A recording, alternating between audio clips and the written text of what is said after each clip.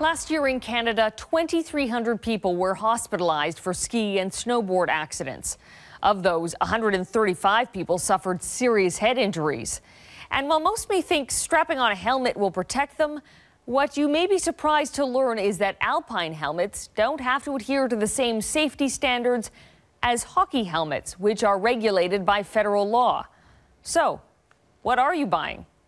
16 by 9 went to find out.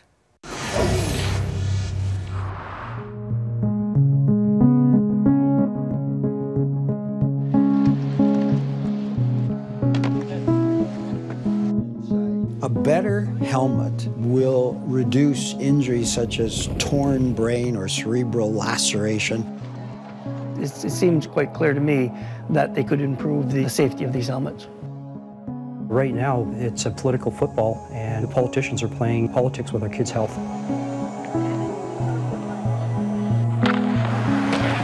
This helmet has to meet Canadian standards, but this one doesn't.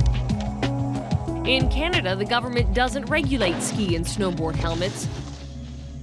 And that's a lesson Robert Remington of Canmore, Alberta, learned the hard way. Robert loved to ski, but all that changed on a sunny day in February 3 years ago. I was on the lower portion of the Blue Run, nobody around me, beautiful day, and I remember remarking to myself, oh, geez, the snow conditions seem really good. And the next thing I remember, I was sitting up and there was blood in the snow in front of me, and there was a woman's voice saying to somebody behind me, he doesn't remember anything.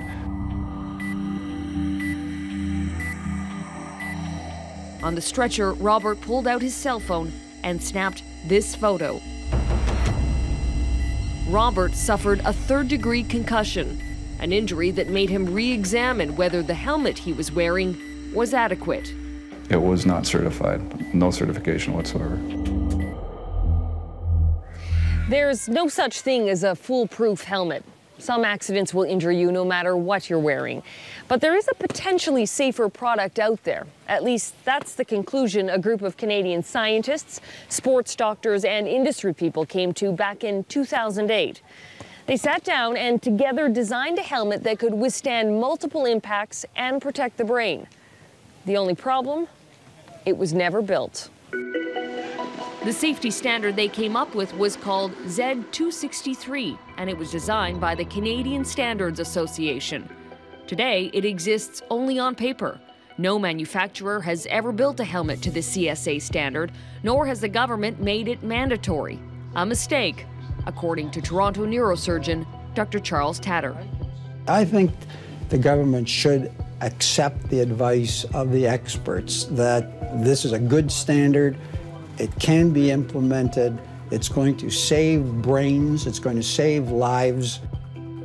If you look inside a helmet, in most cases you will find a sticker indicating some kind of certification, usually for American or European standards.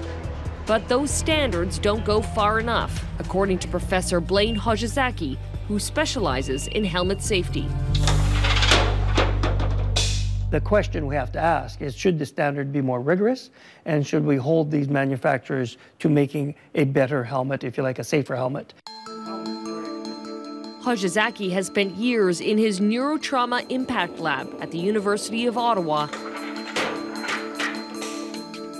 testing how helmets hold up under impact. It just shows that it's not managing that level of energy as well as it could.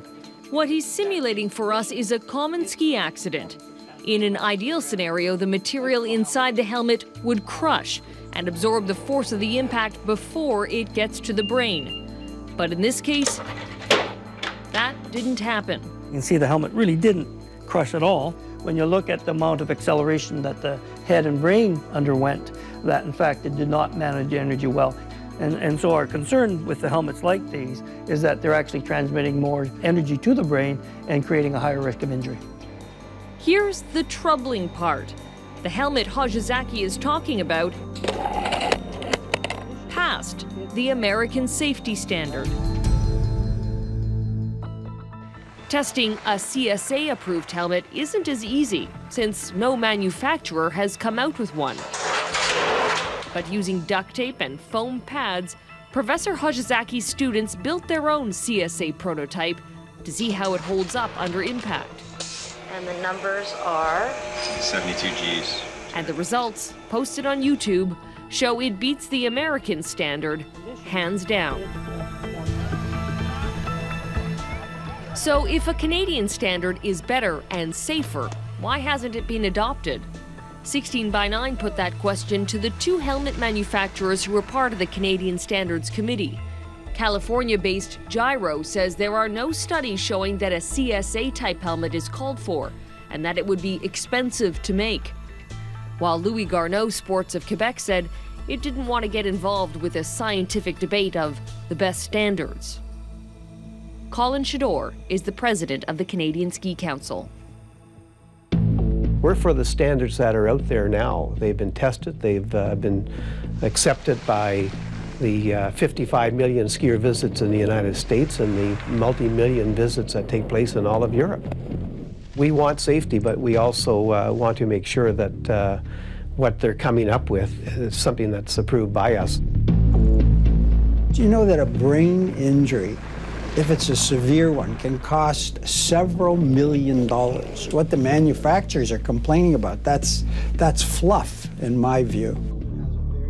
So with no requirement for manufacturers to meet a Canadian standard, what are you buying? As 16x9 uncovered, almost anything. While most helmets sold in Canada do have that American or European sticker, mixed in are helmets like these. We found this one at a popular Toronto retailer, $29 and no certification of any kind. And how about this one? It's called a hard hat, but it looks like a helmet. Stylish, but again, no certification. We wanted to know why Ottawa doesn't enforce a standard for ski helmets the same way it does for hockey helmets. We contacted Health Canada looking for an answer to that question, but all we got back was this email urging parents to protect their children with proper equipment, such as helmets. The federal government is not showing leadership where they actually need, and our kids' health is being put at risk. Richard Kennard is a former professional skier who now works with the Brain Injury Association of Canada. The government would rather not interfere in the marketplace. And the helmet manufacturers, I believe, are sitting back and going, wow, this is great for us.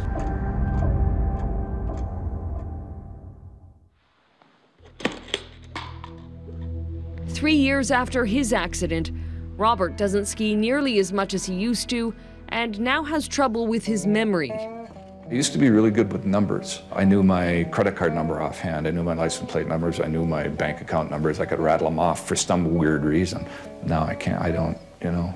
It's hard to know if a different, stronger helmet would have made a difference. Still, Robert wishes he'd had the choice. He says he would have happily paid the extra cost. It's a pretty cheap investment, you know, $200 for your brain.